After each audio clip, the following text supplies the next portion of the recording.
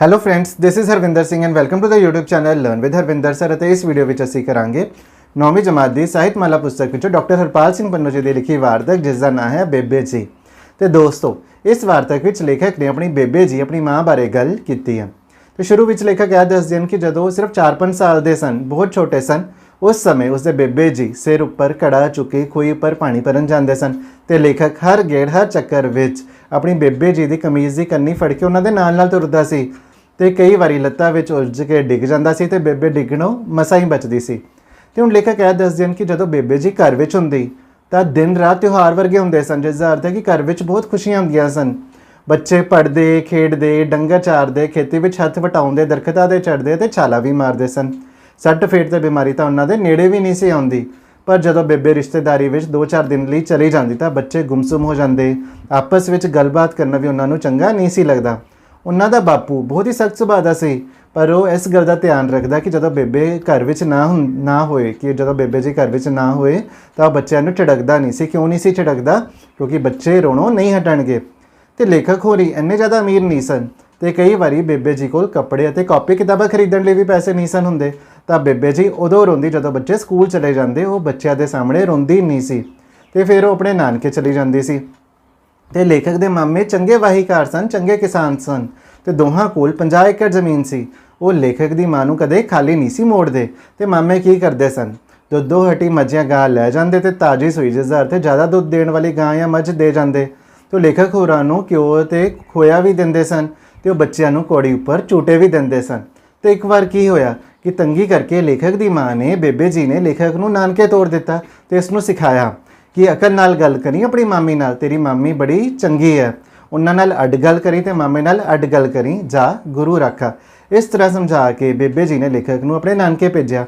ਤੇ ਕੁਝ ਸਮੇਂ ਬਾਅਦ ਲੇਖਕ ਪਟਿਆਲੇ ਪੜ੍ਹਨ ਲੱਗਾ ਤੇ ਉਹ ਮਹੀਨੇ ਵਿੱਚ ਇੱਕ ਵਾਰੀ ਆਪਣੇ ਨਾਨਕੇ ਜਾਂਦਾ ਸੀ ਤੇ ਇੱਕ ਵਾਰੀ ਦਾਦਕੇ ਜਾਂਦਾ ਸੀ। ਤੇ ਜਦੋਂ ਉਹ ਘਰੋਂ ਪਟਿਆਲੇ ਦੀ ਬੱਸ ਫੜਨ ਲਈ ਤੁਰਦਾ ਤਾਂ ਬੇਬੇ ਜੀ ਦੀਆਂ ਅੱਖਾਂ ਝਲਕਦੀਆਂ, ਜਿਸ ਦਾ ਅਰਥ ਹੈ ਕਿ ਬੇਬੇ ਜੀ ਰੋ ਰਹੀ ਹੁੰਦੀ ਸੀ। ਤੇ ਲੇਖਕ ਆਪਣੀ ਬੇਬੇ ਜੀ ਨੂੰ ਕਹਿੰਦਾ ਕਿ ਮੈਂ ਕੋਈ ਸਰਹੱਦ ਉੱਪਰ ਜੰਗ ਲੜਨ ਥੋੜੀ ਨਾ ਚੱਲਿਆ ਜੋ ਰੋਣਾ ਸ਼ੁਰੂ ਕਰ ਦਿੱਤਾ। ਤੇ ਬੇਬੇ ਜੀ ਕਹਿੰਦੀ ਕਿ ਕਟਰੂ ਵਛਰੂ, ਜਿਸ ਦਾ ਅਰਥ ਹੈ ਕਿ ਮੱਝਾਂ ਗਾਵਾਂ ਦੇ ਬੱਚੇ ਸਰਹੱਦਾਂ ਉੱਪਰ ਦੁਸ਼ਮਣ ਨਾਲ ਲੜਨ ਨਹੀਂ ਜਾਂਦੇ। ਫਿਰ ਬੇਬੇ ਜੀ ਕਹਿੰਦੀ ਕਿ ਪਸ਼ੂ ਪੰਛੀ ਤੱਕ ਸਭ ਮਾਵਾਂ ਇਹ ਜਾਣਦੀਆਂ ਹਨ ਕਿ ਜਿੱਥੇ ਤੱਕ ਬੱਚੇ ਨਜ਼ਰ ਵਿੱਚ ਹਨ ਸਭ ਠੀਕ ਹੈ। ਅੱਖਾਂ ਪਰੋਖੇ, ਅੱਖਾਂ ਤਾਂ ਦੂਰ, ਦੁਸ਼ਮਣ ਦੀ ਸਰਹੱਦ ਹੁੰਦੀ ਹੈ, ਕੀ ਪਤਾ ਕਦ ਕੀ ਵਾਪਰ ਜਾਵੇ। ਫਿਰ ਬੇਬੇ ਜੀ ਨੇ ਕਿਹਾ ਕਿ ਹੋ ਸਕਦਾ ਤੈਨੂੰ ਇਹ ਗੱਲਾਂ ਸਮਝ ਨਾ ਆਉਣ ਕਿਉਂਕਿ ਤੇਰੀ ਕਿਸਮਤ ਵਿੱਚ ਮਾਂ ਹੋਣਾ ਨਹੀਂ ਲਿਖਿਆ। ਕਿਉਂਕਿ ਲੇਖਕ ਇੱਕ ਬੰਦਾ ਹੈ ਤੇ ਉਸਦੀ ਕਿਸਮਤ ਵਿੱਚ ਮਾਂ ਹੋਣਾ ਨਹੀਂ ਲਿਖਿਆ ਤੇ ਇਸ ਕਰਕੇ ਬੇਬੇ ਜੀ ਨੇ ਅਜਿਹਾ ਕਿਹਾ। ਫਿਰ ਬੇਬੇ ਜੀ ਮਾਮੀ ਬਾਰੇ ਦੱਸਦੀ ਹੈ ਕਿ ਤੇਰੀ ਛੋਟੀ ਮਾਮੀ ਗੁਰਦਿਆਲ ਕੌਰ ਦਾ ਰੰਗ ਧੁੱਪ ਵਰਗਾ ਸੀ, ਜਿਸ ਦਾ ਅਰਥ ਹੈ ਕਿ ਉਹ ਬਹੁਤ ਗੋਰੀ ਸੀ। ਫਿਰ ਉਹ ਕਹਿੰਦੀ ਹੈ ਕਿ ਹੀਰ ਸੀ, ਜਿਸ ਦਾ ਅਰਥ ਹੈ ਕਿ ਉਹ ਬਹੁਤ ਸੋਹਣੀ ਸੀ, ਮਿਹਨਤ ਨਾਲ ਘੜੀ ਸੀ ਰੱਬ ਨੇ। ਭਾਬੀ ਕਾਨੂੰ ਮੇਰੀ ਤਾਂ ਉਹ ਸਹੇਲੀ ਸੀ। ਤੇ ਇੱਕ ਵਾਰੀ ਲੇਖਕ ਦੀ ਮਾਂ ਨੇ ਆਪਣੀ ਭਾਬੀ ਨੂੰ ਲੇਖਕ ਦੀ ਮਾਮੀ ਨੂੰ ਕਿਹਾ ਕਿ ਕੁੜੇ ਖਿਆਲ ਰੱਖੀ ਮੇਰਾ, ਇਹ ਤੇਰੀ ਨਣਦ ਗਰੀਬਣੀ ਹੈ। ਤੇ ਹੁਣ ਲੇਖਕ ਦੀ ਮਾਮੀ ਨੇ ਕੀ ਕੀਤਾ? ਤੇ ਲੇਖਕ ਦੀ ਮਾਮੀ ਨੇ ਪੈਰੀ ਚੁੰਨੀ ਰੱਖੀ ਤੇ ਕਿਹਾ, ਮੈਂ ਕਰਦਾ ਇਸ ਘਰ ਦੀ ਮਾਲਕਣ, ਮੈਂ ਤਾਂ ਬਾਂਦੀ ਹਾਂ। ਬਾਂਦੀ ਦਾ ਅਰਥ ਹੁੰਦਾ ਦਾਸੀ ਜਾਂ ਸੇਵਿਕਾ। ਤੁਹਾਡੀ ਸਾਰਿਆਂ ਦੀ ਬਾਂਦੀ ਰਹੂੰਗੀ ਉਮਰ ਭਰ। ਤੇ ਹੁਣ ਅਸੀਂ ਇਹ ਦੇਖਿਆ ਕਿ ਲੇਖਕ ਦੀ ਮਾਮੀ ਕਿੰਨੀ ਚੰਗੀ ਸੀ। ਤੇ ਹੁਣ ਲੇਖਕ ਇਹ ਦੱਸਦੇ ਹਨ ਕਿ ਦੁਸਹਿਰੇ ਤੋਂ ਪਹਿਲਾਂ ਉਹਨਾਂ ਦੇ ਕੱਚੇ ਘਰ ਦੀ ਲੀਪਾ ਪੋਤੀ ਦਾ ਕੰਮ ਸ਼ੁਰੂ ਹੋ ਜਾਂਦਾ ਕਿ ਜਿਵੇਂ ਅੱਜ ਕੱਲ੍ਹ ਅਸੀਂ ਪੇਂਟ ਕਰਦੇ ਹਾਂ ਨਾ ਦੀਵਾਲੀ ਤੋਂ ਪਹਿਲਾਂ, ਤਾਂ ਲੇਖਕ ਦੇ ਘਰ ਦੁਸਹਿਰੇ ਤੋਂ ਪਹਿਲਾਂ ਲੀਪਾ ਪੋਚੀ ਦਾ ਕੰਮ ਹੈ ਉਹ ਸ਼ੁਰੂ ਹੋ ਜਾਂਦਾ।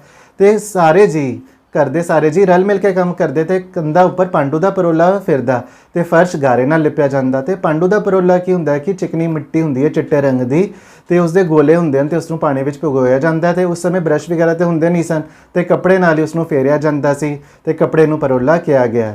ਤੇ ਇਸ ਤਰ੍ਹਾਂ ਕੀ ਹੁੰਦਾ ਕਿ ਹਰ ਪਾਸੇ ਸੁਗੰਧ ਆ ਜਾਂਦੀ ਤੇ ਲੇਖਕ ਦੱਸਦੇ ਹਨ ਕਿ ਚਾਰੇ ਪਾਸੇ ਸੁਗੰਧੀਆਂ। ਫਿਰ ਕੰਧਾਂ ਉੱਪਰ ਟੰਗਣ ਲਈ ਬਾਪੂ ਜੀ ਤਸਵੀਰਾਂ ਲੈ ਕੇ ਆਉਂਦੇ ਸਨ।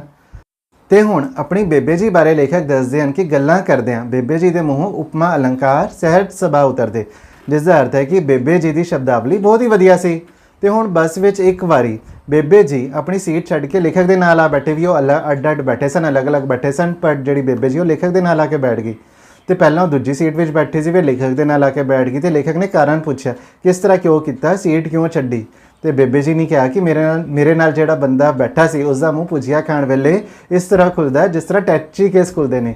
ਟੈਚੀ ਕੇਸ ਦਾ ਮੂੰਹ ਬਹੁਤ ਹੀ ਵੱਡਾ ਖੁੱਲਦਾ ਤੇ ਇਸੇ ਤਰ੍ਹਾਂ ਉਸ ਬੰਦੇ ਦਾ ਮੂੰਹ ਵੱਡਾ ਖੁੱਲਦਾ ਸੀ ਤੇ ਉਹ ਭੁਜੀਆ ਖਾਈ ਵੀ ਜਾ ਰਿਹਾ ਸੀ, ਨਾਲ ਨਾਲ ਗੱਲਾਂ ਵੀ ਕਰ ਰਿਹਾ ਸੀ, ਨਾਲ ਨਾਲ ਹੱਸ ਵੀ ਰਿਹਾ ਸੀ। ਤੇ ਹੁਣ ਕੀ ਹੋ ਰਿਹਾ ਸੀ ਤੇ ਇਸ ਕਾਰਨ ਭੁਜੀਆ ਉਸਦੇ ਮੂੰਹੋਂ ਇਸ ਤਰ੍ਹਾਂ ਡਿੱਗ ਰਿਹਾ ਸੀ ਜਿਵੇਂ ਚੌਲਾਂ ਦੇ ਸ਼ੈਲਰ ਦੀ ਪਾਈਪ ਵਿੱਚੋਂ ਫੱਕ ਬਾਹਰ ਡਿੱਗਦੀ ਹੈ। ਤੇ ਇਸ ਤਰ੍ਹਾਂ ਬੇਬੇ ਜੀ ਬਹੁਤ ਹੀ ਵਧੀਆ ਉਦਾਹਰਨ ਦਿੰਦੀ ਹੈ। ਤੇ ਉਸ ਤੋਂ ਬਾਅਦ ਬੇਬੇ ਜੀ ਨੇ ਕਿਹਾ ਕਿ ਬੰਦਾ ਤਾਂ ਅੰਬ ਵੀ ਬੇਰ ਵਾਂਗ ਮੂੰਹ ਵਿੱਚ ਪਾਉਂਦਾ ਹੋਏਗਾ ਸਾਬਤ ਗੁਟਲੀ ਸਮੇਤ, ਕਿ ਉਸਦਾ ਮੂੰਹ ਇੰਨਾ ਵੱਡਾ ਖੁੱਲਦਾ ਕਿ ਉਹ ਪੂਰਾ ਅੰਬ ਵੀ ਗੁਟਲੀ ਸਮੇਤ ਹੀ ਆਪਣੇ ਮੂੰਹ ਵਿੱਚ ਰੱਖ ਦਿੰਦਾ ਹੋਏਗਾ। ਤੇ ਲੇਖਕ ਉਸ ਤੋਂ ਬਾਅਦ ਕਹਿੰਦੇ ਨੇ ਕਿ ਬੇਬੇ ਜੀ ਜਿਵੇਂ ਭਾਸ਼ਾ ਦੀ ਟਕਸਾਲ ਹੋਵੇ ਵੀ ਇੰਨੀ ਵਧੀਆ ਉਹਨਾਂ ਦੀ ਸ਼ਬਦਾਵਲੀ ਸੀ। ਤੇ ਬੇਬੇ ਜੀ ਬੱਚਿਆਂ ਨੂੰ ਹੱਲਾਸ਼ੇਰੀ ਵੀ ਦਿੰਦੀ ਸੀ, ਮੋਟੀਵੇਟ ਵੀ ਕਰਦੀ ਸੀ। ਔਖਾ ਕੰਮ ਕਰਨ ਵੇਲੇ ਵੀ, ਜੋਖਿਮ ਭਰਿਆ ਕੰਮ ਕਰਨ ਵੇਲੇ ਵੀ ਉਹ ਕਹਿੰਦੀ ਸੀ ਮੱਖੀਆਂ ਦੇ ਡੰਗ ਮਾਰਨ ਨਾਲ ਕੋਈ ਮਖਿਆਲ ਖਾਣਾ ਨਹੀਂ ਛੱਡ ਦਊਗਾ, ਵੀ ਜੇ ਮੱਖੀਆਂ ਡੰਗ ਮਾਰਨ ਤਾਂ ਕੋਈ ਸ਼ਹਿਦ ਖਾਣਾ ਥੋੜੀ ਨਾ ਛੱਡ ਦੇਵੇਗਾ। ਦੁਲੱਤੇ ਮਾਰਦੀ ਗਾਵਾਂ ਤੋਂ ਦੁੱਧ ਚੋਣੋਂ ਅਸੀਂ ਨਹੀਂ ਹਟ ਜਾਂਦੇ, ਵੀ ਜੇ ਗਾਂ ਲੱਤ ਮਾਰਦੀ ਹੈ, ਦੁਲੱਤੇ ਮਾਰਦੀ ਹੈ ਤਾਂ ਵੀ ਅਸੀਂ ਦੁੱਧ ਚੋਣੋਂ ਥੋੜੀ ਨਾ ਹਟ ਜਾਂਦੇ ਹਾਂ। ਤੇ ਅਸੀਂ ਖੇਤ ਇਸ ਕਰਕੇ ਨਹੀਂ ਵਾਹਣ ਜਾਵਾਂਗੇ ਕਿ ਕੰਡਿਆਈ ਬੜੀ ਹੈ, ਕਿ ਜੇ ਖੇਤਾਂ ਵਿੱਚ ਕੰਡਿਆਈ ਕੰਡੇ ਬਹੁਤ ਹਨ ਤਾਂ ਅਸੀਂ ਕੀ ਖੇਤ ਵਾਹਣ ਨਹੀਂ ਜਾਵਾਂਗੇ। ਫਿਰ ਬੇਬੇ ਜੀ ਕਹਿੰਦੀ ਹੈ ਕਿ ਔਖੀ ਚੀਜ਼ ਕਿਹੜੀ ਹੈ, ਜੇ ਰੱਬ ਸਾਡਾ ਸਾਥ ਦੇਵੇ। ਤੇ ਭਰੋਸਾ ਰੱਖੋ ਕਿ ਗੁਰੂ ਸਾਡੇ ਅੰਗ ਸੰਗ ਹੈ, ਕਿ ਭਰੋਸਾ ਰੱਖੋ ਕਿ ਰੱਬ ਸਾਡੇ ਅੰਗ ਸੰਗ ਹੈ, ਤੇ ਜੇ ਰੱਬ ਸਾਡੇ ਨਾਲ ਹੈ ਤਾਂ ਕੋਈ ਵੀ ਗੱਲ ਹੈ ਉਹ ਮੁਸ਼ਕਿਲ ਨਹੀਂ। ਤੇ ਹੁਣ ਜੇ ਕੋਈ ਆਪਣੀ ਜਨਾਨੀ ਨੂੰ, ਆਪਣੀ ਪਤਨੀ ਨੂੰ ਕੁੱਟਦਾ ਤਾਂ ਬੇਬੇ ਜੀ ਉਸਦੇ ਘਰ ਚਲੀ ਜਾਂਦੀ ਤੇ ਕਹਿੰਦੀ ਕਿ ਇਸ ਵਿੱਚ ਕਾਦੀ ਸੁਰਮਗਤੀ, ਜਿਸਦਾ ਅਰਥ ਹੈ ਕਿ ਇਸ ਗੱਲ ਵਿੱਚ ਕਾਦੀ ਬਹਾਦਰੀ, ਵੀ ਔਰਤ ਨੂੰ, ਇਸਤਰੀ ਨੂੰ ਕੁੱਟਣ ਵਿੱਚ ਕਾਦੀ ਬਹਾਦਰੀ, ਕੋਈ ਸ਼ਰਮ ਹੈ ਤੈਨੂੰ ਹੈ ਕਿ ਨਹੀਂ, ਡੋਬ ਦੇਗਾ ਇਸ ਗਊ ਦਾ ਹੋਕਾ। ਤੇ ਗਊ ਇੱਥੇ ਉਸ ਜਨਾਨੀ ਨੂੰ ਕਿਹਾ ਗਿਆ ਜਿਸ ਨੂੰ ਉਸਦੇ ਪਤੀ ਨੇ ਕੁੱਟਿਆ, ਵੀ ਡੋਬ ਦੇਗਾ ਇਸ ਗਊ ਦਾ ਹੋਕਾ। ਫਿਰ ਬੇਬੇ ਜੀ ਨੇ ਕਿਹਾ ਕਿ ਰੋਟੀ ਪੱਕਦੀ ਤੈਨੂੰ ਬੁਰੀ ਲੱਗਦੀ ਹੈ ਬੇਸ਼ਰਮ। ਤੇ ਬੇਬੇ ਜੀ ਦੀ ਗੱਲ ਸੁਣ ਕੇ ਸਾਰੇ ਸੁੰਨ ਹੋ ਜਾਂਦੇ। ਤੇ ਬੇਬੇ ਇੰਨੀ ਜ਼ਿਆਦਾ ਸਿਆਣੀ ਸੀ ਕਿ ਗੁੰਨਿਆ ਹੋਇਆ ਆਟਾ ਦੇਖ ਕੇ ਇਹ ਕਹਿ ਸਕਦੀ ਸੀ ਕਿ ਕਿੰਨਾ ਵੱਡਾ ਟੱਬਰ ਹੈ, ਵੀ ਇਸ ਨੂੰ ਆਟਾ ਦੇਖ ਕੇ ਇਹ ਪਤਾ ਲੱਗ ਜਾਂਦਾ ਸੀਗਾ ਵੀ ਕਿੰਨਾ ਵੱਡਾ ਪਰਿਵਾਰ ਹੈ। ਤੇ ਹੁਣ ਕੀ ਹੋਇਆ ਕਿ ਕਈ ਸਾਲ ਬੀਤ ਗਏ, ਲੇਖਕ ਹੁਣ ਜਵਾਨ ਹੋ ਗਿਆ ਤੇ ਹੁਣ ਉਹ ਆਪਣੀ ਬੇਬੇ ਜੀ ਤੋਂ ਅਲੱਗ ਰਹਿਣ ਲੱਗਾ। ਤੇ ਬੇਬੇ ਜੀ ਨੇ ਲੇਖਕ ਨੂੰ ਬੁਲਾਇਆ ਤੇ ਕਿਹਾ ਵੀ ਇੰਨੇ ਦਿਨ ਤੂੰ ਆਇਆ ਕਿਉਂ ਨਹੀਂ। ਤੇ ਲੇਖਕ ਨੇ ਕਿਹਾ ਕਿ ਡਿਊਟੀ ਤੇ ਕੰਮ ਬਹੁਤ ਨੇ, ਤਾਂ ਤੁਹਾਡੇ ਘਰ ਤੇ ਪਹਿਲਾਂ ਹੀ ਬਹੁਤ ਰੌਣਕਾਂ ਹਨ।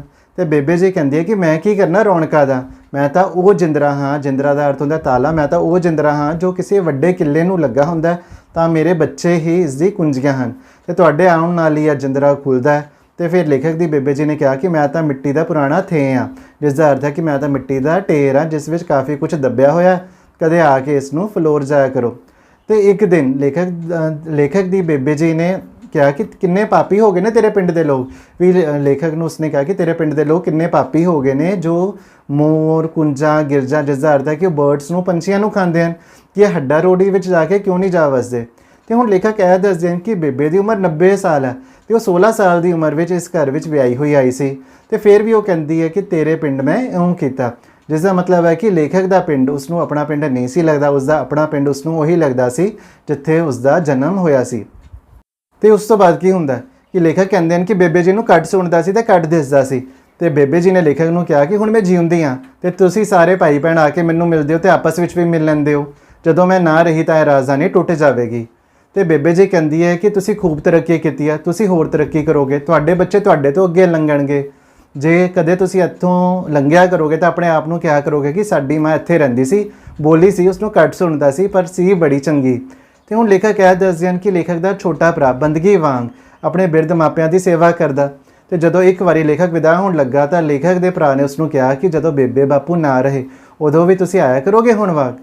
ਤੇ ਲੇਖਕ ਅੰਤ ਵਿੱਚ ਸਾਨੂੰ ਇਹ ਦੱਸਦੇ ਹਨ ਕਿ ਉਸਦੇ ਸੁਪਨਿਆਂ ਵਿੱਚ ਹੱਲੇ ਵੀ ਉਸਦੇ ਬੇਬੇ ਜੀ ਆਉਂਦੀ ਹੈ, ਤੇ ਕਦੇ ਬੇਬੇ ਜੀ ਸੁਪਨਿਆਂ ਵਿੱਚ ਮਿਰਚਾਂ ਤੋੜ ਰਹੀ ਹੁੰਦੀ ਹੈ, ਕਦੇ ਕਪਾਹ ਚੁੱਕ ਰਹੀ ਹੁੰਦੀ ਹੈ, ਕਦੇ ਵਛਰੂਆਂ ਦੀਆਂ ਬੁੱਥੀਆਂ ਪਲੋਸ ਰਹੀ ਹੁੰਦੀ ਹੈ, ਕਦੇ ਮੱਝਾਂ ਨੂੰ ਥਾਪੀਆਂ ਦੇ ਰਹੀ ਹੁੰਦੀ ਹੈ, ਕਦੇ ਝਾੜੂ ਲਾ ਰਹੀ ਉਸਨੂੰ ਦਿਸਦੀ ਹੈ, ਤੇ ਕਦੇ ਪਾਥੀਆਂ ਪੱਥਦੀ ਲੇਖਕ ਨੂੰ ਆਪਣੇ ਸੁਪਨਿਆਂ ਵਿੱਚ ਨਜ਼ਰ ਆਉਂਦੀ ਹੈ।